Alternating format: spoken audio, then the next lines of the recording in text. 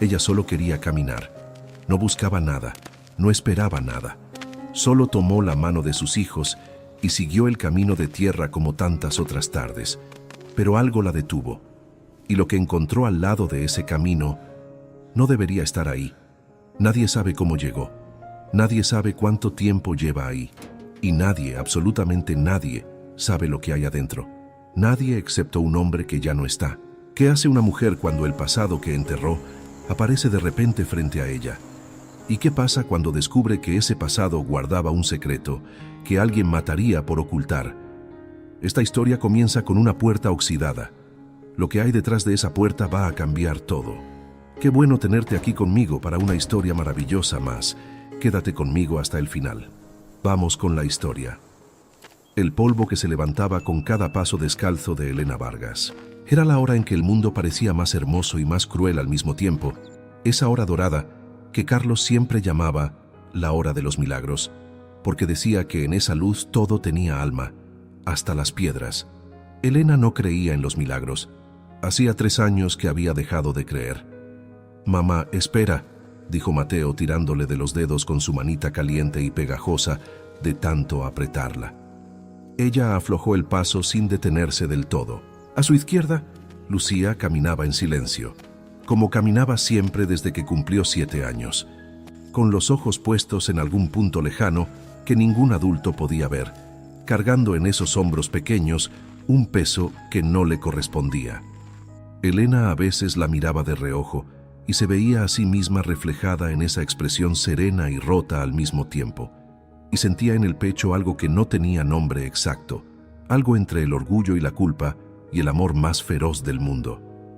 «¿A dónde vamos?», preguntó Mateo. «A caminar», dijo Elena. «Pero ya estamos caminando». «Entonces, a seguir caminando».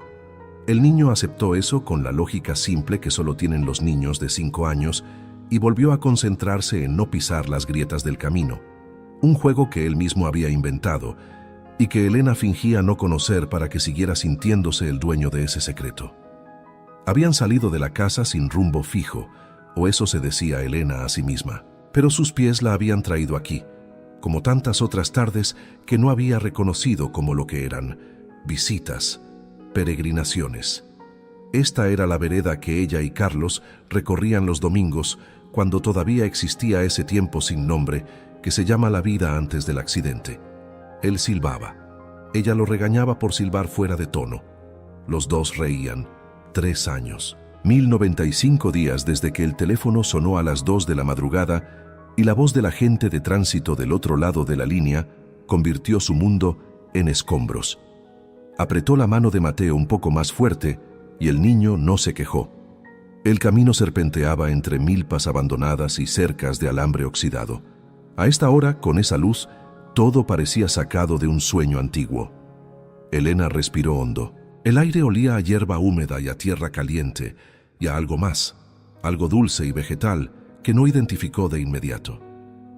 Siguió caminando. Las deudas. El pensamiento entró sin permiso, como siempre. Rodrigo Peña había dejado otro sobre en la puerta esa mañana.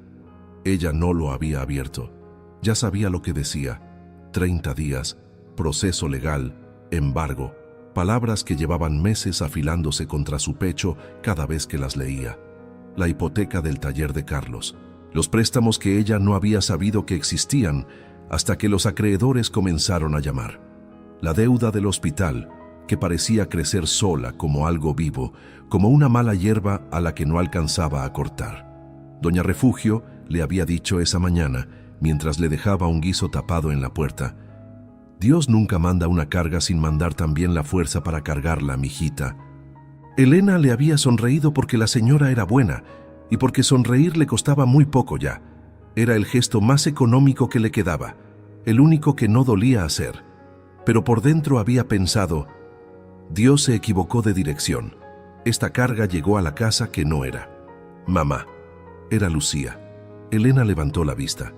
La niña se había detenido y señalaba con el dedo índice hacia la derecha del camino, hacia el lugar donde la maleza crecía más alta y más espesa, donde las enredaderas habían trepado por encima de una masa oscura de metal que el tiempo y la naturaleza casi habían terminado de devorar. Elena frunció el ceño, dio un paso hacia la derecha, luego otro. La luz de la tarde arrancó un destello herrumbroso de la carrocería, y entonces Elena lo vio completo. El perfil inconfundible de una camioneta pequeña, una pick-up compacta, enterrada entre la maleza como si la tierra llevara años tratando de tragársela. El verde original de la pintura apenas sobrevivía bajo capas de óxido y mugre, pero sobrevivía. Las enredaderas le cubrían el techo completo. Las ventanillas estaban rotas. El parabrisas tenía una grieta diagonal que lo cruzaba entero como una cicatriz. Elena dejó de respirar. Conocía esa grieta. Conocía esa camioneta. La había visto miles de veces estacionada frente a su casa, llena de herramientas y bultos, y el olor inconfundible a aceite de motor y tabaco barato que Carlos nunca terminó de quitarle, aunque prometía hacerlo cada 15 días. La había visto partir esa última noche, con las luces traseras encendiéndose en la oscuridad de la calle, y no había salido a despedirse porque ya estaba dormida y porque los dos habían discutido esa tarde por algo que ya no recordaba, algo tonto, algo que llevaría el resto de su vida sin poder olvidar que fue su última conversación con él. Esa camioneta había desaparecido el día del accidente. La policía le dijo que nunca la encontraron, que probablemente alguien se la había llevado antes de que llegaran los primeros patrulleros, que estas cosas pasaban, que lo sentían mucho, señora, lo sentían mucho.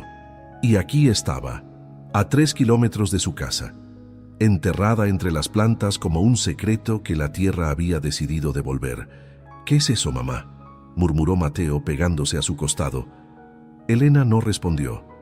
Caminó hacia la camioneta, como si sus pies supieran algo que su cabeza todavía no había procesado. Las ramas y las hierbas altas le rasparon las pantorrillas, le enredaron el dobladillo del vestido. No las sintió. Solo veía el perfil de esa carrocería familiar, esa forma que había vivido en el fondo de su memoria como un dolor que uno aprende a ignorar hasta que de repente aparece entero. Puso la mano sobre la puerta del conductor.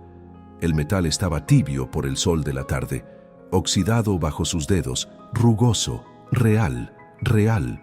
«Mamá, no abras», dijo Lucía en voz baja, y en su voz había algo raro, algo que no era miedo exactamente sino su versión anterior, una precaución antigua, como si la niña supiera que ciertas puertas, una vez abiertas, no se pueden cerrar. Elena la miró. Lucía tenía los ojos muy abiertos y la boca apretada, y ese gesto era tan idéntico al de Carlos cuando algo lo inquietaba, que Elena tuvo que apartar la vista antes de que se le rompiera algo adentro. Jaló la manija. La puerta protestó con un chirrido largo y metálico, el sonido de algo que llevaba años sin moverse.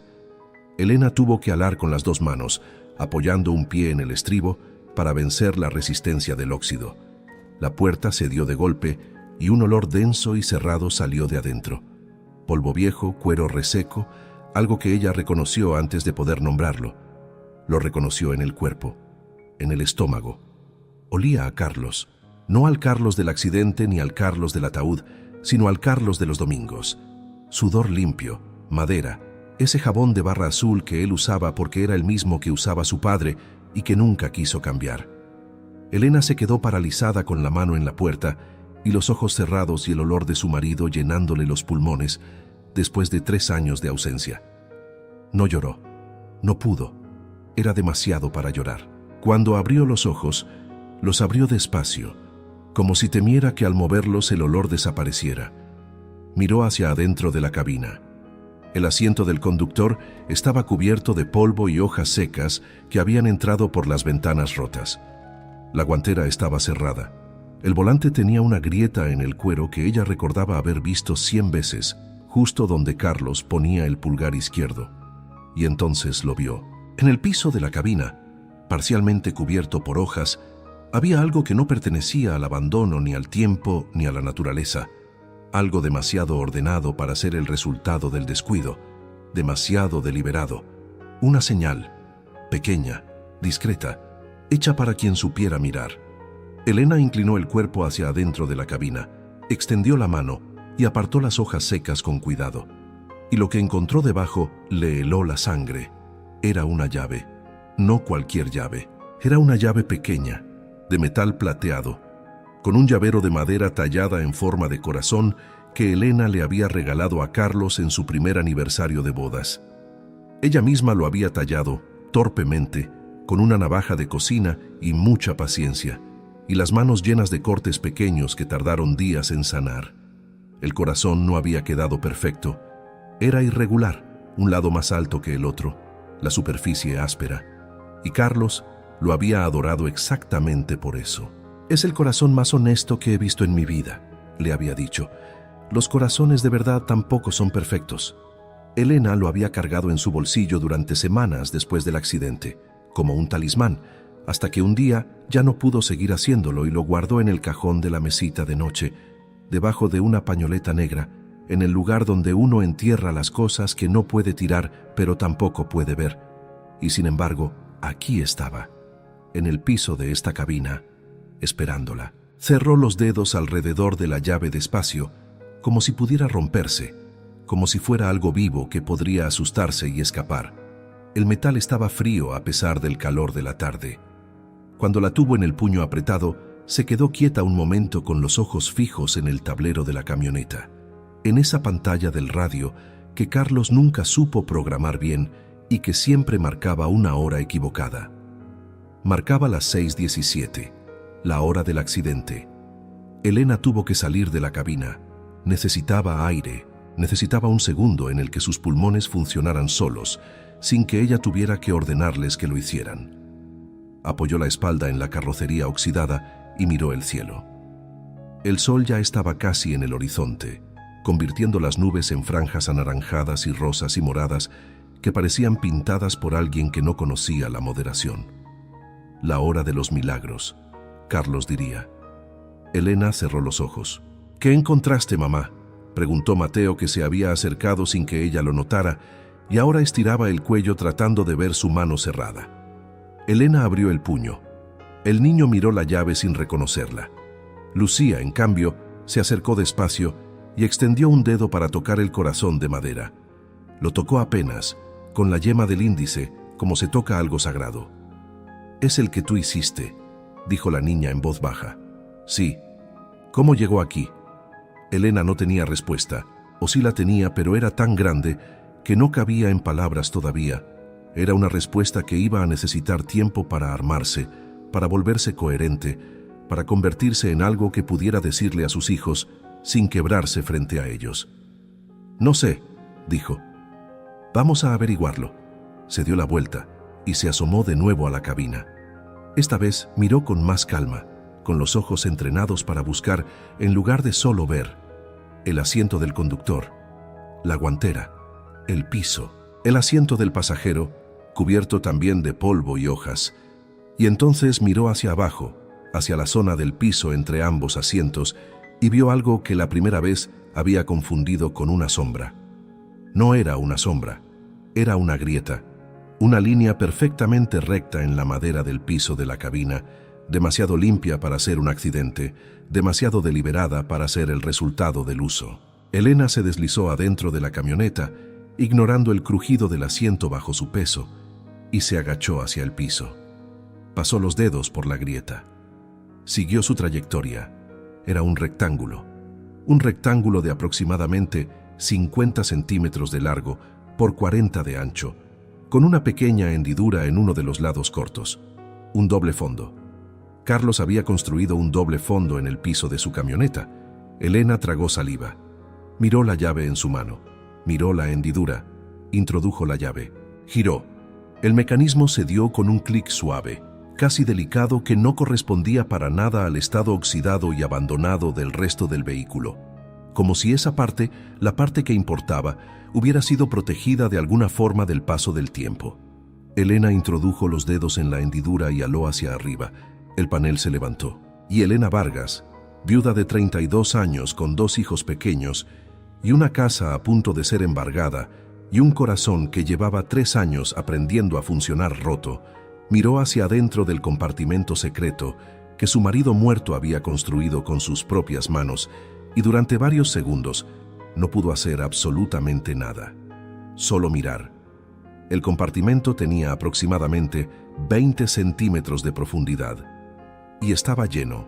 No de dinero, aunque también había eso, un sobre grueso que más tarde Elena descubriría que contenía suficiente efectivo para cubrir 3 meses de deudas. No de joyas ni de objetos de valor material, aunque también había una pequeña caja de madera que todavía no era momento de abrir. Lo que llenaba ese espacio, lo que ocupaba la mayor parte del compartimento, eran sobres, docenas de sobres blancos, ordenados con una precisión que hablaba de horas de trabajo, de dedicación, de una mente que había pensado en cada detalle. Cada sobre estaba sellado con cinta transparente y tenía escrita en la parte frontal, con la letra apretada y ligeramente inclinada hacia la derecha, que Elena habría reconocido entre 1000 una indicación. No nombres, instrucciones, momentos, para cuando Lucía tenga su primera ilusión, para cuando Mateo llore sin saber por qué, para la noche en que ya no puedas más, Elena, para el primer partido de fútbol, para la graduación, para el día en que alguien te pida matrimonio y no sepas qué responder, para cuando dudes de si fui feliz contigo. Lo fui, pero ábrelo de todas formas. Elena leyó cada inscripción una vez, luego otra vez, luego una tercera vez, porque su cerebro se negaba a procesar lo que sus ojos estaban viendo. Los leía y los volvía a leer, y entre lectura y lectura el mundo se iba volviendo más pequeño y más grande al mismo tiempo, más imposible y más real, más doloroso y más lleno de algo que no sabía si llamar esperanza o desolación, porque en ese momento las dos cosas se sentían exactamente igual. Mamá. Era Mateo, asomado a la puerta abierta, con la cara a medio metro de la de ella, los ojos oscuros y redondos como 2 semillas. ¿Qué hay ahí? Elena lo miró, luego miró los sobres, luego volvió a mirar a su hijo y vio en su cara la nariz de Carlos, exacta, inapelable, ese detalle que la golpeaba siempre sin avisar. «Cartas», dijo. «Tu papá nos dejó cartas». El silencio que siguió fue el silencio más denso que Elena había experimentado en 3 años, y eso era mucho decir porque había vivido en el silencio como en una casa desde la noche del accidente. Lucía apareció detrás de su hermano, miró el compartimento, miró a su madre, y entonces hizo algo que Elena no esperaba. La niña de 7 años, que desde hacía meses raramente lloraba, que había aprendido a ser seria y contenida y adulta de formas que partían el corazón, se llevó la mano a la boca y soltó un sonido pequeño, ahogado, que podría haber sido un sollozo o podría haber sido el nombre de su padre. Era difícil saberlo porque salió demasiado comprimido, demasiado cargado de todo lo que esa niña guardaba. Elena salió de la cabina, se arrodilló en la tierra frente a sus hijos, con los sobres apretados contra el pecho, y los abrazó a los dos al mismo tiempo, envolviendo con sus brazos esas espaldas pequeñas y cálidas, y los 3 se quedaron así, en el camino de tierra, con el sol casi desaparecido ya y la camioneta de Carlos, mirándolos desde atrás como un testigo silencioso. Elena no lloró, todavía no. Había algo dentro de ella que sabía, con una certeza que no podía explicar, que esta noche no era para llorar. Esta noche era para encontrar. El llanto vendría después, sería largo y necesario, y la limpiaría entera, pero esta noche no. Esta noche, Carlos le estaba devolviendo algo. Cuando se separaron, Elena limpió la cara de Mateo con el pulgar, aunque el niño no había llorado. Solo estaba serio, con esa seriedad súbita que a veces le venía y que la dejaba sin palabras. Lucía se había recompuesto ya, la mano bajada, la expresión nuevamente contenida, pero había en sus ojos algo diferente a lo de antes, algo más suave. «¿Podemos leer una?», preguntó la niña. Elena pensó en los sobres, pensó en las instrucciones escritas en cada uno. Pensó en Carlos sentado en algún lugar con su letra apretada, eligiendo cada palabra, imaginando el momento exacto en que cada carta debía ser abierta. «Esta noche vamos a buscar la que es para hoy», dijo. «¿Cuál es la de hoy?». Elena volvió a entrar a la cabina y revisó los sobres uno por uno, leyendo las inscripciones con cuidado. Había uno que decía, «Para el día en que me encuentres». Lo separó de los demás con manos que no temblaban, o que temblaban tan poco que era casi lo mismo que no temblar. Lo sostuvo frente a sus hijos. «Esta», dijo. Los 3 se sentaron en el estribo de la camioneta. Elena en el centro con un niño a cada lado, los pies descalzos en la tierra tibia, los últimos rayos del sol convirtiéndose en crepúsculo azul sobre las colinas. Elena deslizó el dedo bajo la solapa del sobre y lo abrió despacio, con el cuidado con que se abren las cosas que no tienen reemplazo. Adentro había 2 hojas de papel dobladas a la mitad. La letra de Carlos, apretada y ligeramente inclinada, llenaba cada centímetro disponible como si hubiera tenido demasiadas cosas que decir y muy poco espacio, y hubiera preferido reducir la letra antes que dejar algo sin escribir. Elena respiró hondo y empezó a leer en voz alta. Si estás leyendo esto, amor, es porque te encontré primero, o porque yo te encontré. Nunca supe bien cómo funciona eso del destino, pero siempre creí que si uno deja las cosas en el lugar correcto, la vida termina llevando a las personas que las necesitan hasta allí. Así que aquí estamos. Primero lo primero, no llores todavía, ya habrá tiempo. Esta carta es para que sepas que estoy bien, o lo que sea que signifique estar bien cuando ya no se tiene cuerpo. Estoy en el olor a hierba después de la lluvia que a ti siempre te gustaba tanto. Estoy en el ruido que hace Mateo cuando duerme, ese resoplido que heredó de mí y que sé que a veces te despierta y te molesta y también te hace sonreír. Estoy en los dibujos que Lucía hace cuando cree que nadie la mira, esos paisajes que pinta desde los 4 años y que son mejores que cualquier cosa que yo haya construido con mis manos. Estoy ahí, Elena. Siempre estuve. Lo que vas a encontrar en esta camioneta es lo único que pude darte. No es suficiente. Nunca va a ser suficiente. Pero es todo lo que tenía y lo puse aquí entero, sin guardarme nada, porque ustedes 3 son lo único que valió la pena de todo lo que fui. Hay cosas que necesitas saber, cosas que no te dije porque quise protegerte y ahora entiendo que quizás me equivoqué. Esas cosas las vas a ir encontrando solas, en el orden correcto, cuando estés lista. Confío en que vas a estarlo. Por ahora, solo necesito que hagas una cosa. Lleva a los niños a casa, coman algo caliente, duerme. Mañana empieza lo que sigue, con todo lo que soy y lo que fui y lo que de alguna forma siempre voy a ser, Carlos. Elena terminó de leer. El crepúsculo había terminado de caer y la primera estrella apareció sobre las colinas del horizonte, puntual e indiferente y hermosa. Mateo fue el primero en hablar. ¿Papá sabía que íbamos a venir aquí?, preguntó, con esa lógica directa de los 5 años que corta todas las capas y llega al hueso de las cosas. Sí, dijo Elena. ¿Cómo? Elena apretó el papel contra su pecho y miró la estrella. Porque te conocía, dijo. A ti, a tu hermana y a mí, nos conocía mejor que nadie. Lo que no dijo, lo que se quedó callado en el espacio entre sus costillas y el papel doblado, era la pregunta que ya había empezado a crecer dentro de ella como una raíz que busca agua en la oscuridad.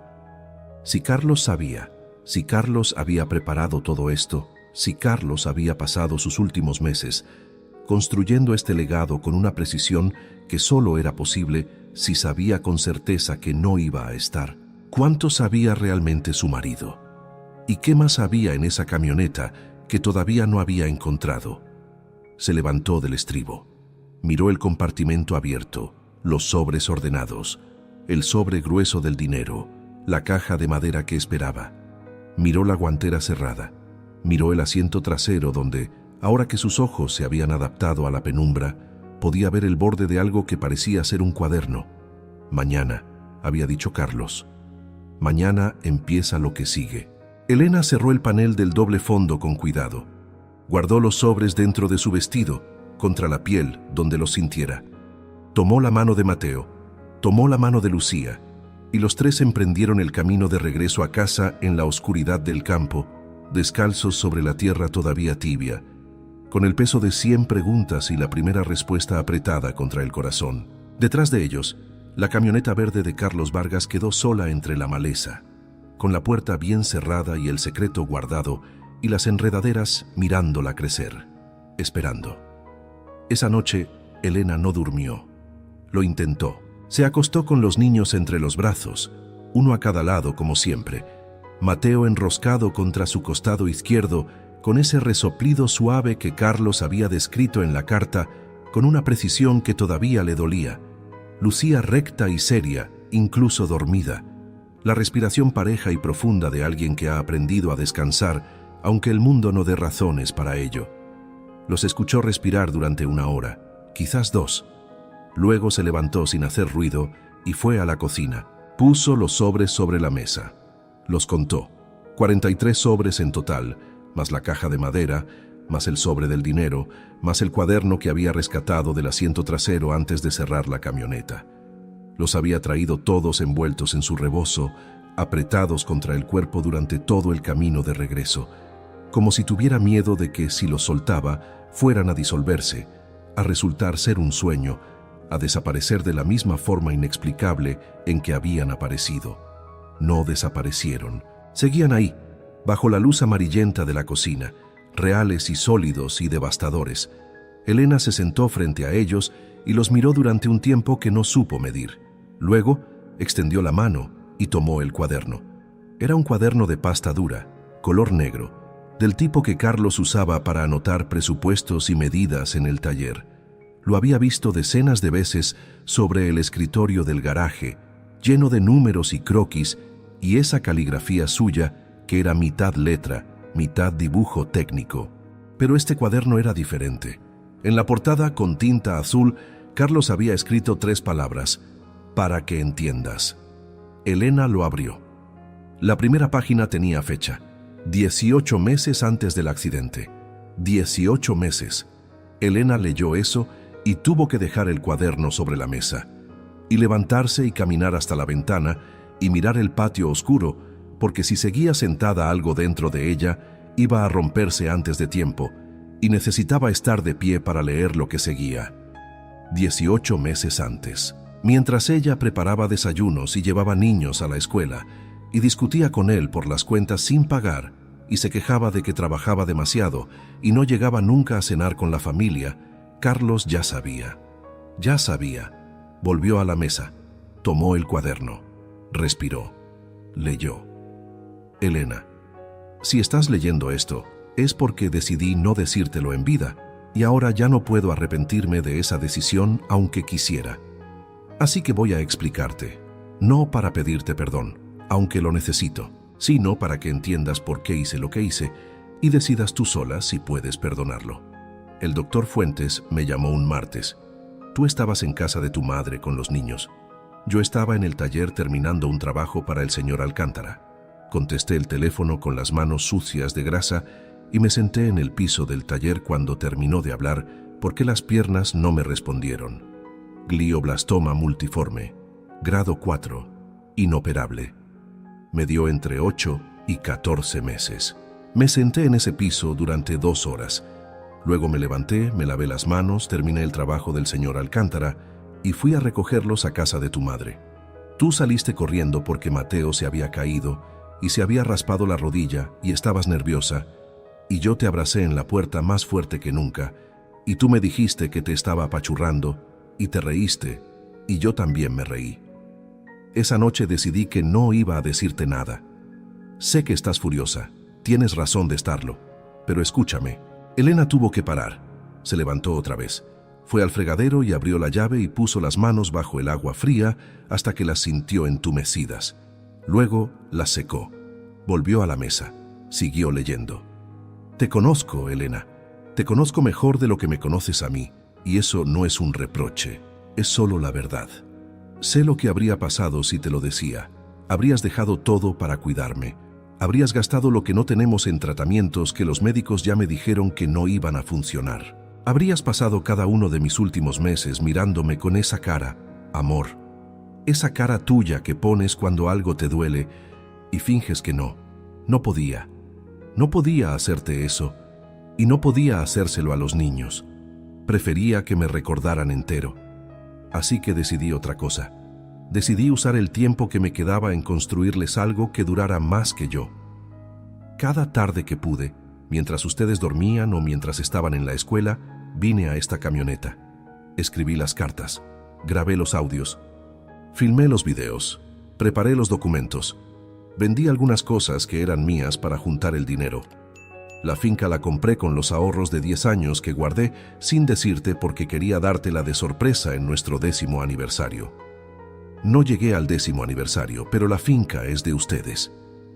La dirección está en el sobre azul, entre las cartas.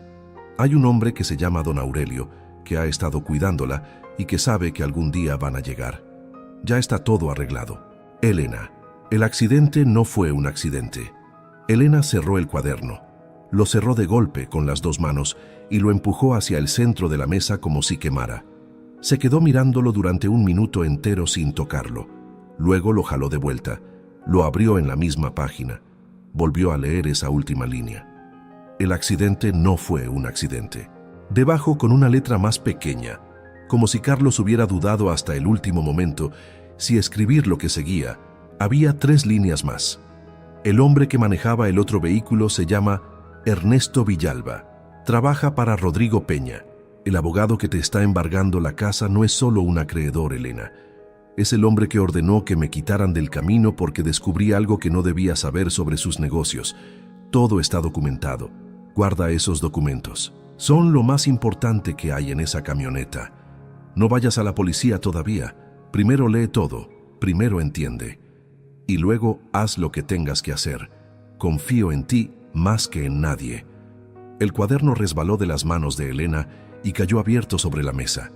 Ella se quedó sentada con las manos vacías y los ojos fijos en un punto de la pared donde Carlos había colgado hace 4 años un almanaque que nunca quitaron y que seguía ahí aunque los meses ya no correspondían a nada.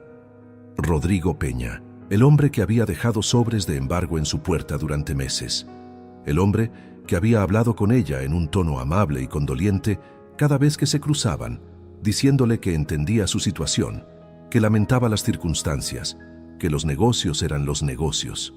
El hombre cuya voz al teléfono sonaba siempre ligeramente demasiado controlada, demasiado tranquila, como la de alguien que había practicado mucho tiempo cómo sonar inocente. El hombre que había matado a Carlos. Elena no lo pensó de golpe, sino en partes, como quien sube una escalera en la oscuridad y no sabe con certeza cuántos peldaños quedan, pero sigue subiendo. Un paso. Carlos sabía que iba a morir. Otro paso. Carlos lo ocultó para protegerlos. Otro paso. El accidente fue planeado. Otro paso. Peña. Otro paso. Los documentos. Otro paso. Ella tenía en esa camioneta la prueba de todo. Cuando llegó al último peldaño, el mundo se veía diferente desde arriba. No más asustado. Diferente. Se levantó. Fue al cuarto. Miró a sus hijos dormir durante 30 segundos, memorizándolos, grabando en algún lugar profundo e impermeable de sí misma la imagen de esos 2 cuerpos pequeños respirando en paz bajo la cobija azul que Carlos había elegido porque decía que el azul daba sueños tranquilos. Luego volvió a la cocina. Tomó el cuaderno, lo puso en la bolsa de tela que usaba para el mercado. Puso los sobres encima. Puso la caja de madera encima de los sobres. Cerró la bolsa. Se quedó de pie en la cocina a las 3 de la mañana con esa bolsa en las manos y entendió, con una claridad que no había sentido en 3 años, lo que Carlos había dicho en su primera carta, que ella iba a estar lista cuando fuera el momento, que él confiaba en eso. Lo que no entendió fue el golpe que llegó 2 segundos después. 3 toques en la puerta de la calle, secos, espaciados, la clase de toques que no pide permiso. Elena no se movió. 3 toques más. Luego, silencio. Luego, desde afuera, una voz que ella reconoció aunque nunca la había escuchado a esta hora, nunca con este tono, nunca con esta textura de algo que ya tomó una decisión y ya no tiene marcha atrás. Señora Vargas, sé que está despierta y sé dónde estuvo esta tarde. La voz de Rodrigo Peña. Elena apretó la bolsa contra el pecho. En el cuarto, Lucía y Mateo dormían con los sueños tranquilos de la cobija azul. Afuera, alguien esperaba, y en las manos de Elena, dentro de esa bolsa de tela de mercado, estaba la verdad que podía destruir a ese alguien, o que podía destruirla a ella, dependiendo de lo que sucediera en los próximos minutos. Carlos le había dicho que confiaba en ella. Era hora de decidir si ella confiaba en sí misma. Elena no abrió la puerta. Se quedó parada en el centro de la cocina con la bolsa apretada contra el pecho y escuchó. Afuera, Rodrigo Peña no volvió a hablar, pero tampoco se fue. Ella podía sentir su presencia del otro lado de la madera, como se siente una tormenta antes de que llegue. En la piel, en la nuca, en ese lugar del cuerpo donde vive el instinto cuando todavía no ha llegado al cerebro. Pensó en Carlos. No en el Carlos del ataúd ni en el Carlos de la carta, sino en el Carlos del taller, el que resolvía problemas con las manos, el que siempre decía que cuando uno no sabe qué hacer con los pies, hay que empezar por mover las manos. Elena miró sus manos. Luego miró la bolsa. Luego miró el teléfono sobre la barra de la cocina.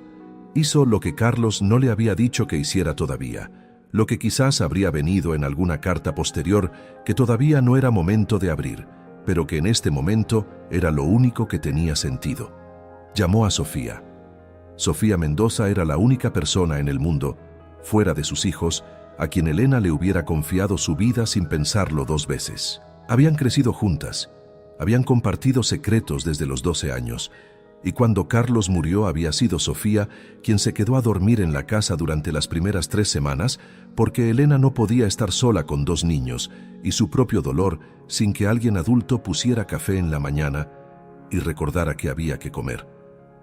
El teléfono sonó 2 veces. «¿Elena? Son las 3 de la mañana. ¿Qué pasó? Necesito que vengas.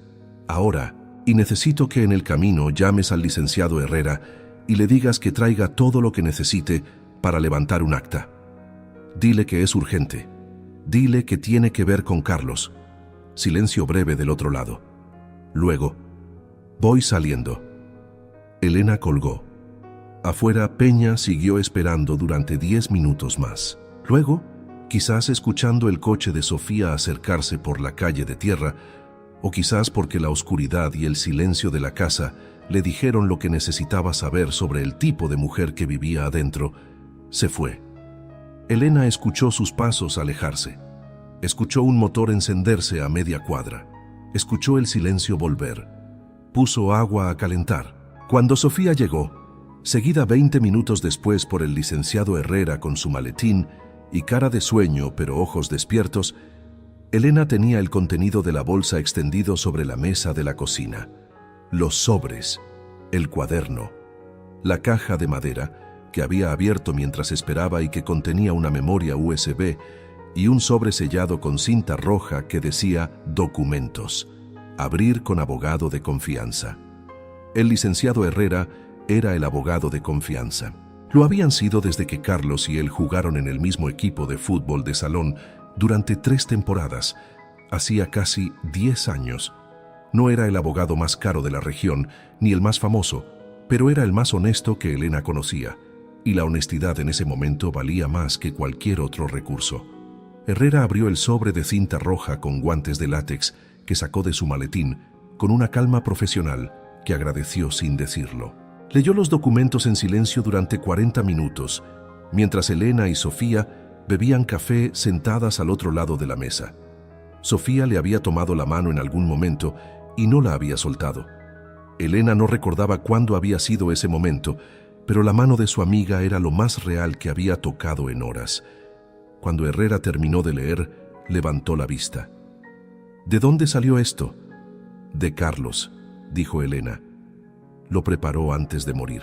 El abogado asintió despacio, con el gesto de alguien que está reorganizando información muy rápidamente. «Hay suficiente aquí para una denuncia formal», dijo. «Más que suficiente. Hay registros de transferencias, hay comunicaciones intervenidas legalmente, hay un testimonio firmado y notariado que Carlos dejó preparado con un notario de la ciudad vecina hace 16 meses. Todo en orden, todo blindado. ¿Y Peña? Peña va a tener un problema muy serio en cuanto esto llegue a las autoridades correctas, y yo sé exactamente a qué autoridades llevar esto para que no desaparezca en el camino». Elena asintió. «Hay algo más», dijo, y empujó hacia él el cuaderno abierto en la página donde Carlos describía la finca. Herrera leyó. Sus cejas se levantaron apenas, un gesto pequeño en un hombre que controlaba sus expresiones, pero Elena lo vio. «La escritura está aquí también», dijo él señalando uno de los documentos que había sacado del sobre. «A nombre de usted y de sus hijos, firmada, registrada, completamente legal. Ninguna deuda de Peña ni de nadie más tiene alcance sobre esa propiedad». Sofía apretó su mano.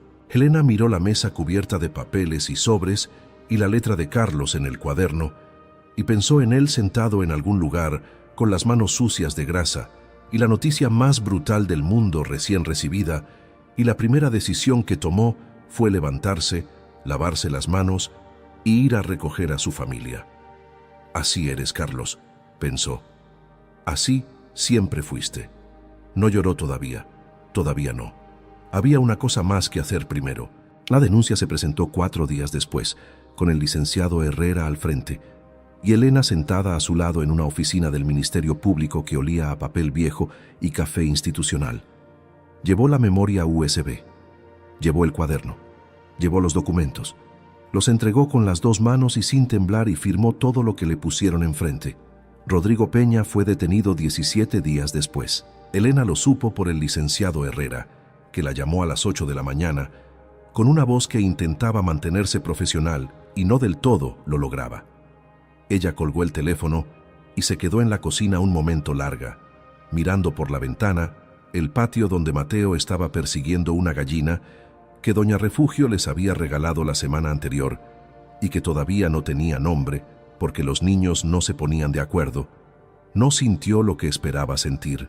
No sintió triunfo ni venganza, ni el alivio limpio que uno imagina cuando la justicia finalmente llega. Sintió algo más complicado, más quieto, como cuando termina una tormenta larga y uno sale afuera y el mundo está mojado y distinto, y uno no sabe todavía si es bonito o solo diferente. Sintió que Carlos podía descansar. Eso fue todo. Y fue suficiente. La finca estaba a 40 minutos de la ciudad, al final de un camino de terracería rodeado de fresnos. Don Aurelio, el hombre que la había cuidado, tenía 70 años y una manera de hablar lenta y segura que recordaba a los árboles, esa calidad de quien ha echado raíces tan profundas que el viento ya no lo mueve. Los recibió sin sorpresa, como si los hubiera estado esperando porque los había estado esperando. Su marido fue un buen hombre, dijo mientras les abría la puerta de madera de la casa principal. Vino muchas veces en sus últimos meses. Siempre se quedaba un rato mirando el cerro del fondo. Decía que desde aquí el mundo se veía del tamaño correcto. Elena entró primero. Detrás de ella, Lucía y Mateo. La casa era pequeña pero sólida, construida con materiales buenos, con ventanas grandes que metían la luz de la tarde en cada cuarto. Tenía una cocina con estufa de leña, 2 recámaras, un corredor con hamaca que daba al huerto donde crecían naranjos y guayabos y una nopalera que don Aurelio había plantado él mismo. Al fondo, al pie del cerro que Carlos miraba, había una milpa joven recién sembrada. Mateo salió corriendo al huerto antes de que Elena pudiera decir nada. Lucía se quedó parada en el corredor, mirando el cerro con esa expresión suya de mirar lejos. «Hay una cosa más», dijo don Aurelio, y sacó del bolsillo de su camisa un sobre pequeño que entregó a Elena. «Me pidió que lo guardara para cuando llegara el día. Dijo que usted sabría cuándo abrirlo». Elena miró el sobre. No tenía inscripción en la parte frontal, solo su nombre, escrito con la letra de Carlos, limpia y directa. Elena. Lo sostuvo durante un momento. Luego miró a Lucía, que había bajado del corredor y se había acercado en silencio a su lado. La niña la miraba con los ojos oscuros y quietos de siempre, pero había en ellos algo diferente, desde la noche de la camioneta, algo más abierto, como una ventana que estaba cerrada desde hace tiempo y que alguien finalmente encontró la manera de volver a abrir. ¿Lo leemos juntas?, preguntó Lucía. Elena asintió. Llamó a Mateo, que vino corriendo desde el huerto con una naranja en cada mano y tierra en las rodillas.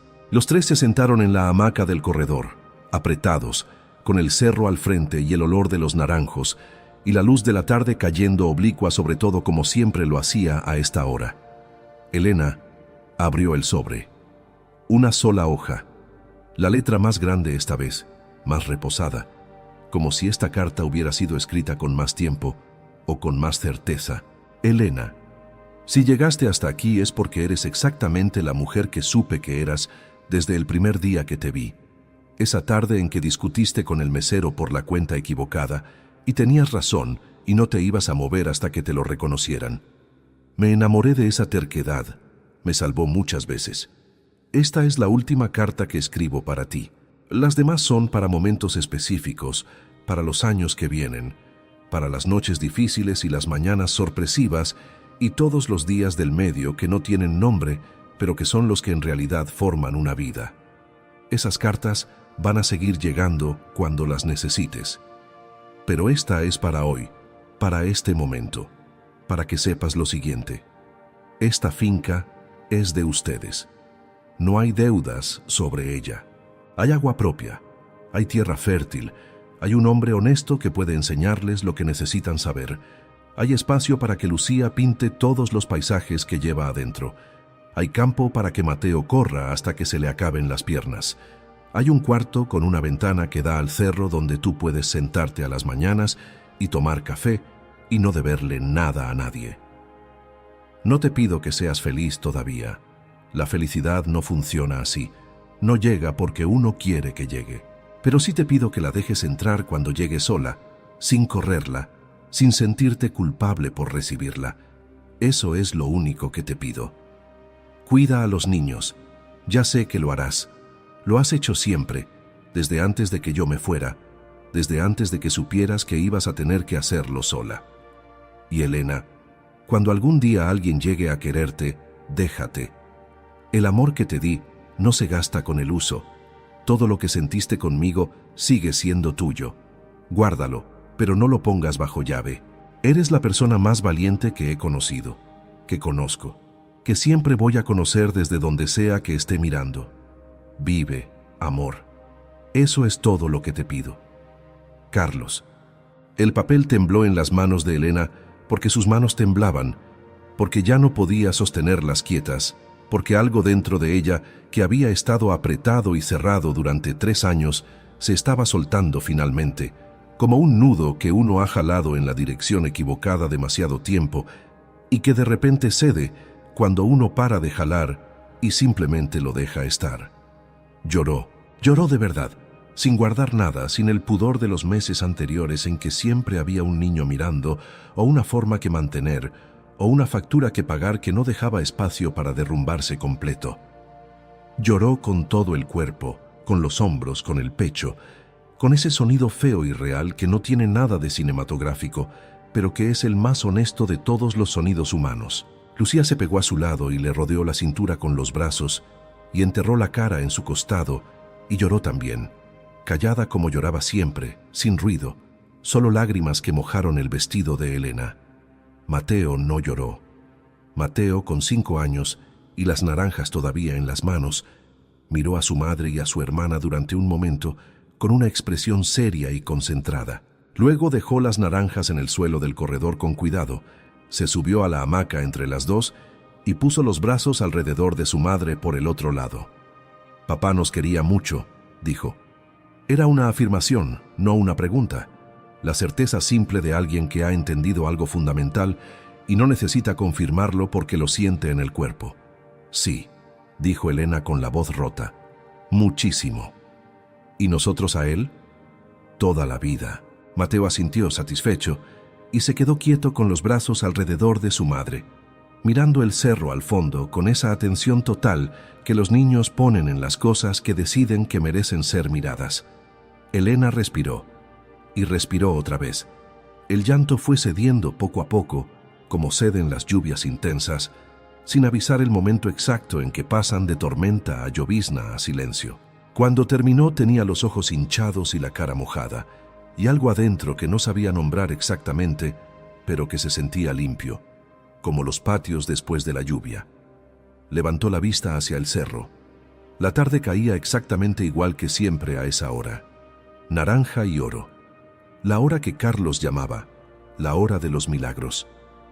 El cerro al fondo era oscuro y verde y quieto y real. Los naranjos olían a algo dulce y antiguo que le recordó de repente, sin razón aparente, el jabón de barra azul, y Elena cerró los ojos un segundo y lo dejó estar. «Estoy en el olor a hierba después de la lluvia, que a ti siempre te gustaba tanto», había dicho Carlos en su primera carta. «Aquí, en este olor, en esta luz, aquí estaba». «¿Vamos a vivir aquí?», preguntó Mateo después de un momento. Elena miró la casa, miró el huerto, miró el cerro, miró a don Aurelio, que se había retirado discretamente al interior, pero cuya silueta se veía moviéndose en la cocina, poniendo algo a calentar, porque la gente buena sabe cuándo hay que hacer café, y cuándo hay que dar espacio, y cuándo las dos cosas son lo mismo. Sí, dijo Elena. Fue la primera decisión que tomó sin dudar en 3 años, y fue la más fácil. Semanas después, en una tarde de domingo en que el sol caía diferente, porque los domingos tienen su propia calidad de luz, Elena volvió a la camioneta verde. Fue sola. Caminó descalza por el camino de tierra como la primera vez, pero diferente, con los pies que conocían ya cada piedra y cada curva del sendero.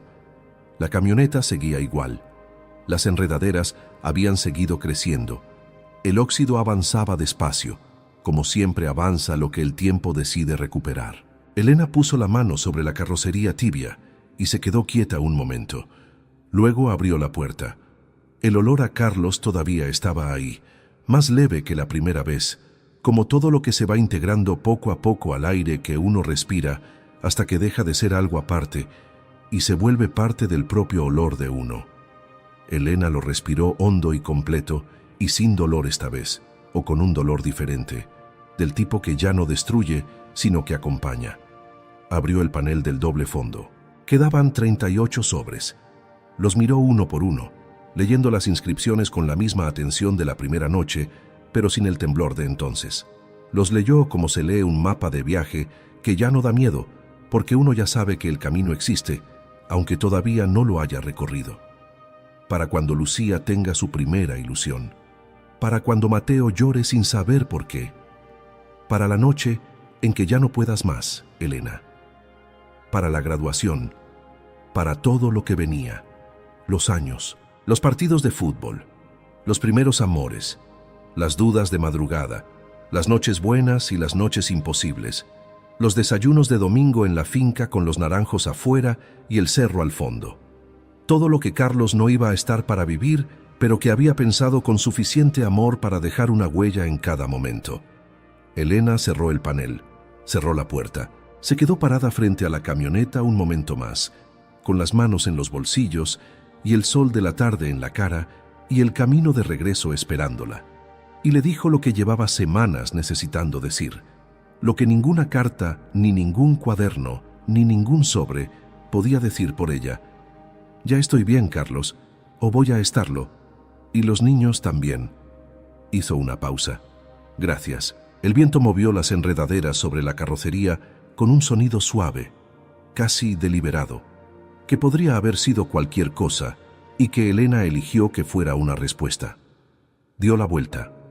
Emprendió el camino de regreso hacia la finca, hacia sus hijos, hacia los naranjos y el cerro y el cuarto con la ventana y el café de la mañana y todos los sobres que esperaban su momento exacto, ordenados y pacientes y llenos del amor más terco y más grande que había conocido.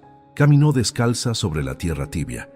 Y por primera vez en 3 años, sin proponérselo, sin notarlo hasta que ya estaba pasando, Elena Vargas empezó a silbar, desafinado, exactamente como Carlos le había enseñado. Hay amores que no caben en el tiempo que les dan. Amores que trabajan en silencio, que plantan en secreto, que construyen con las manos lo que la vida no les dejó terminar de otra forma. Si hoy cargas un dolor que parece demasiado grande para seguir caminando, recuerda esto, no estás sola. Hay semillas que alguien plantó para ti antes de irse. Hay puertas que se van a abrir en el momento exacto en que las necesites.